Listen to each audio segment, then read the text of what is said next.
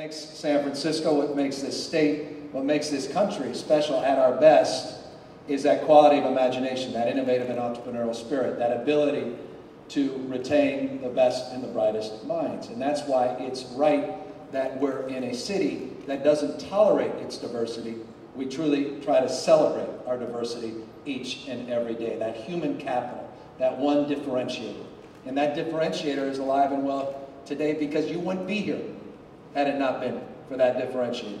You have a million other cities that you could be doing this first conference, but you chose San Francisco, the birthplace of life science and biotechnology, the home of the California Stem Cell Institute, one of the most dynamic cities still in this very difficult economic climate, the home of Twitter, Ustream, and companies like Wikipedia or Wikimedia Foundation, Salesforce.com, Foursquare, as he was mentioning, TechCrunch, and all these remarkable companies that are now starting to take shape here in San Francisco. Playdom and Playfish, the gaming industry really taking off. Zynga, the work that Mark Pingus is doing, and their growth and that potential, all taking shape here in this small 47.5 square mile city that we call home. Again, because this is where the talent is.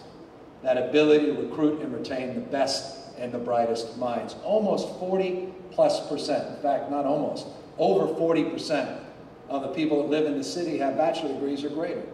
Not that much, not many other cities have that concentration of talent. So at the end of the day, the primary function of a mayor, it seems to me, is create the conditions so that we can create an environment where people like you can come together and do extraordinary things. Now back to my point, and I won't take too much of your time. Government needs that entrepreneurial spirit now more than ever for obvious reasons. Two that are self-evident to all of you. One is we're broke.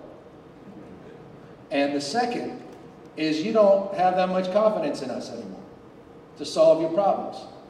And so it seems to me we are much better off taking some inspiration from you and the private sector and trying to inject it into government as we know it. My friend Tim O'Reilly came to me a couple years ago and he said, you know, he started talking about the notion of government as a vending machine, and that you basically pay your taxes and then you have a prescribed list of products or services and you basically pull the lever and that product or service is dispensed. That's it. That's rather one-dimensional. But the opportunity to have you, our consumers, the taxpayers, the shareholders, to design government in your interest, individually and collective, is limitless. And that's really what I'm looking forward to in terms of the work that you're doing, not just for your own interest, not just for your private interest, but for the public good. And that's why a year and a half ago, with Tim and Matt Melloweg and others from WordPress, we came together and we put together an open data strategy for city government. We basically took a bunch of information, all this data set, and we put it in a machine-readable way, and we said, it's yours. This is your government. This is your information. Now go at it. Now figure out something to do with this information. Stuff that we could never have imagined, and my gosh, God forbid, would take us a year or two to go through a procurement process. You'd have to do an RFI, an RFQ, an RFP. You'd go to the lowest responsive bidder. You'd have to engage your value system and then go through a process where it goes through hearings and commission, and then the County Board of Supervisors makes its way to the mayor's office, and then by the time you get it out there, we ran out of money because we had a big budget deficit and nothing ever happened. You, on the other hand, have taken information and in real time put applications now that exist days, in some cases hours after we put the data up. You had apps out there, days, weeks, and months, and the cost of the taxpayers is zero. Let me give you some specific examples. We now have an app showcase, and if you go to sfdata.org, you'll get a lot of this data that we've now put up. And we're just barely getting started. We only have about 150 data sets. and we're just getting started because tomorrow actually, and it's coincidental, it truly is coincidental you're here, I'm going to require with an ordinance, I did an executive order, now I'm going to codify it with an ordinance to make San Francisco government responsible for putting up thousands of data sets from every city department, be it the Department of Environment, be it Department of Public Works, be it the Police Department, the Fire Department, etc., to do the following. I'll just give you some examples. Our Muni. We put some Muni information up. A company out of nowhere comes together and called Rootseek and takes information that exists so you can go on your PDA, and instead of worrying about whether or not we're on time with our public transit, you can find out in real time exactly when that bus will arrive. You've got mothers that came together because they actually are working more collaboratively to celebrate a lot of the work that's been done with our playgrounds in San Francisco, and they put together a mom map application which uses the GPS in your hand and can tell you exactly where a playground or park is within your area. You've got crime mapping that is being done now, so if you want to make sure you come into San Francisco, you're a little nervous, you read about that tragedy with that German tourist, and you're just not so confident and sure where you are, and you're going to stay in a hotel, but you're not sure what the Tenderloin is, if that's the right place, or you want to be, you know, someplace in Union Square, you can go on this crimemapping.com application, and you can get all the latest real-time crime mapping data, well ahead of anything that the city itself produces. We're doing this for literally dozens and dozens and dozens of applications. How about this? How many of you, I imagine everyone, but some of you may have never had the indignity of not waking up in time when those street sweepers are outside. It's as if government purposely does this to you. You're working late and it's always 5 a.m. or 6 a.m. they have to do the street sweeping.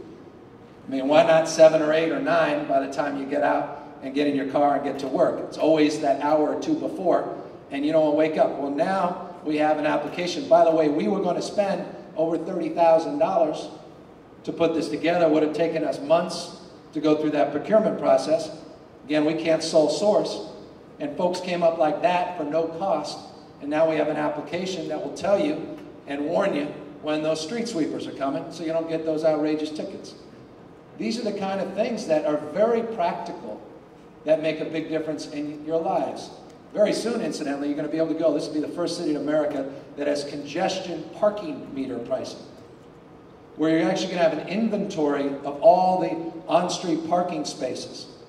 And you're going to determine the availability of parking in real time on your PDA, so you don't have to go circle around the corner 20 or 30 times, called SF Park. Again, three-dimensionalizing. This is the future of government. Real transparency, real accountability, you designing government in your image. I think this is an extraordinary thing. I think this conference is an extraordinary conference. I think you're going to look back and remember this day 5, 10 years from now when you can't get into this conference, when they can't just use Moscone North, but it's South and the other Moscones that we'll be building in the next few years, because hundreds of thousands of people are trying to descend in this region to take advantage of this extraordinary moment in time, and that moment that you will create as you build, again, that quality of imagination and move your ideas forward. I just wanted to be here, and I'll end as that local government representative saying, please don't forget about us. Transparency, accountability, efficiency, real-time information in the hands of the people that deserve it the most, the taxpayers themselves. Government not as a vending machine, but government as something altogether different. It's in your minds. It's in your imagination now, and I'm just here to encourage you to unleash it and let you know that San Francisco wants to continue to play a role front and center. And this state, California, needs to do exactly the same at a time of fiscal crisis and a crisis, again, of confidence. We can't afford to do anything less. So, Drew, thank you for your wisdom. Thank you for organizing this, and your friends at Sequoia. Thank you guys for all the great work that you're doing. And let me close with this. On Wednesday, I've got another thing I'm doing. I'm running for Lieutenant Governor in 60 days. And again, it's coincidental. we're going to be asking all of you, maybe literally, not just figuratively, to design a campaign ad for me. And so I encourage you to go to gavinnewsom.com. And if you have some crazy, audacious idea, I'm all about crazy, audacious ideas. And I'd be very honored for your participation. It's sort of an open-ended contest, my way of getting your work at an efficient cost. And I hope you consider that as well. But again, it's not just to win a campaign.